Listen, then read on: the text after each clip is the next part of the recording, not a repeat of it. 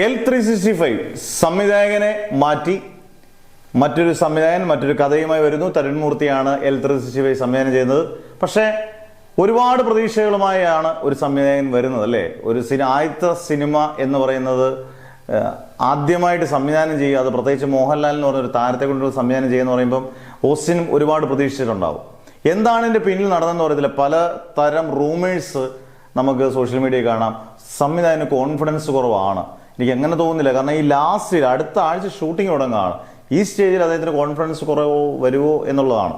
കാരണം അദ്ദേഹത്തിന് മുമ്പേ ഇങ്ങനൊരു സിനിമ അദ്ദേഹം ലാസ്റ്റ് സ്റ്റേജിൽ വന്ന് പോയി എന്ന് പറഞ്ഞു. രണ്ടാമത്തെ സിനിമ ഇത് എല്ലാ കാസ്റ്റിങ്ങും എല്ലാം കഴിഞ്ഞ് അടുത്ത ആഴ്ച ഷൂട്ടിംഗ് തുടങ്ങാനിരിക്കുമ്പോൾ പോകുമ്പം അദ്ദേഹത്തിൻ്റെ ഒരു വിഷമം കാണുമായിരിക്കാം. ഇതിൻ്റെ പിന്നിൽ എന്താണെന്ന് അറിയത്തില്ല. എന്തായാലും തരുൺമൂർത്തിയോട് വന്നപ്പം നമുക്കൊരു സംശയമുള്ളത് തരുൺമൂർത്തി തുടരും എന്ന് പറഞ്ഞൊരു മെഗാ ഹിറ്റിന് ശേഷം നിൽക്കുവാണ്.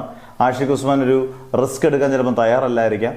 അതിൽ കൂടുതൽ വിശ്വാസം, ഓസ്റ്റിനെക്കാട്ടിൽ കൂടുതൽ വിശ്വാസം തരുൺമൂർത്തിയിലായിരിക്കാം. പക്ഷേ സിനിമയാണ്, നമുക്കൊന്നും പറയാൻ പറ്റില്ല. ചിലപ്പം ഓസ്റ്റിൻ തകർത്തെന്നിരിക്കാം, ഗംഭീരമാക്കിന്നിരിക്കാം. കാരണം നമുക്ക് ഏറ്റവും വലിയ ഉദാഹരണം ലോക എന്ന് പറയുന്ന സംവിധായകൻ, ലോക എന്ന് പറയുന്ന മലയാളത്തിൽ എക്കാലത്തെയും 300 കോടി നേടിയ സിനിമയുടെ സംവിധായകൻ ഡൊമിനിക്കിൻ്റെ ആദ്യത്തെ സിനിമ തരംഗമാണ്. ഗംഭീരമായത് പൊട്ടിയ സിനിമയാണ്. ആ പൊട്ടിയ സിനിമയിൽ നിന്ന് മലയാള സിനിമയിൽ എക്കാലത്തെയും വെച്ച കളക്ഷൻ നേടാൻ ഡൊമിനിക്കിന് കഴിഞ്ഞിട്ടുണ്ട്. അന്നേരം നമുക്ക് ഒരാളെയും തള്ളി പറയാൻ പറ്റത്തില്ല. പിന്നെ നമുക്ക് യാഥാർത്ഥ്യം കൃത്യമായിട്ട് അറിയത്തില്ല. എന്നാലും നിങ്ങളുടെ കമൻസ് ഉറപ്പായിട്ടും രേഖപ്പെടുത്തും.